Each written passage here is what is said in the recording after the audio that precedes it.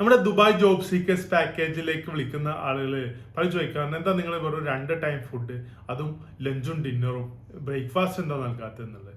Breakfast എന്താ നൽകാത്ത വെച്ചാൽ രാവിലെ 6-6:30 ആകുമ്പോഴേക്ക് എല്ലാവരും ഇന്റർവ്യൂ അറ്റൻഡ് ചെയ്യാനും ജോലി അന്വേഷിക്കാനും CV ഡ്രോപ്പ് ചെയ്യാനൊക്കെ ആയിട്ട് നമ്മൾ റൂമിൽ നിന്ന് ഇറങ്ങും ദുബായിലെ സാഹചര്യം അനുസരിച്ച്.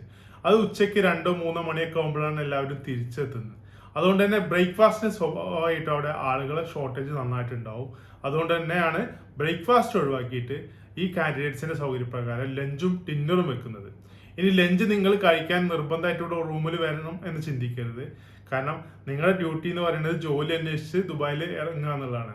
ആ സമയത്ത് നിങ്ങൾക്ക് ഇന്റർവ്യൂസ് ഉണ്ട്, അല്ലെങ്കിൽ കുറച്ച് കവർ ചെയ്യാനുണ്ടെങ്കിൽ അത് കംപ്ലീറ്റ് ചെയ്യുക. എന്നിട്ട് നിങ്ങളുടെ ലഞ്ച് ഇവിടെ റൂമിൽ ആരോടെങ്കിലും ഒന്ന് മാറ്റി വെക്കാൻ പറഞ്ഞാൽ തീർച്ചയായിട്ടും അവർ മാറ്റി വെക്കും. അങ്ങനെ വന്ന് നിങ്ങൾക്ക് നിങ്ങളുടെ ലഞ്ച് കഴിക്കാവുന്നതാണ്. അല്ലാതെ ലഞ്ച് കഴിക്കാൻ വേണ്ടിയിട്ട് നിങ്ങൾ എവിടെയാണോ ഉള്ളത് അവിടുന്ന് പെട്ടെന്ന് ഓടിക്കേറി റൂമിലേക്ക് കയറി വരരുത്.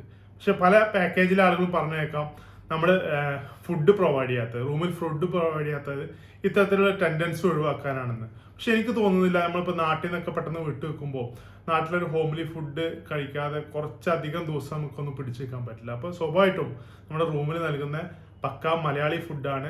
നല്ല ഡെലിഷ്യസ് ആയിട്ടുള്ള, ആഴ്ചയിൽ 2-3 നേരം നല്ല സ്പെഷ്യൽ ഫുഡ് അടക്കം ഉള്ള കാര്യങ്ങൾ നമ്മൾ പ്രൊവൈഡ് ചെയ്യുന്നുണ്ട്. അപ്പോൾ അത് സ്കിപ്പ് ചെയ്യണമെന്നോ അല്ലെങ്കിൽ അത് വേണ്ടെന്ന് വെക്കണമെന്നോ ഞാൻ ഒരിക്കലും പറയില്ല. പക്ഷേ നമുക്ക് ലഞ്ച് കഴിക്കാനായിട്ട് എല്ലാവരും റൂമിലേക്ക് ഓടിക്കേറി വരേണ്ടതില്ല എന്നാണ് എൻ്റെ അഭിപ്രായം.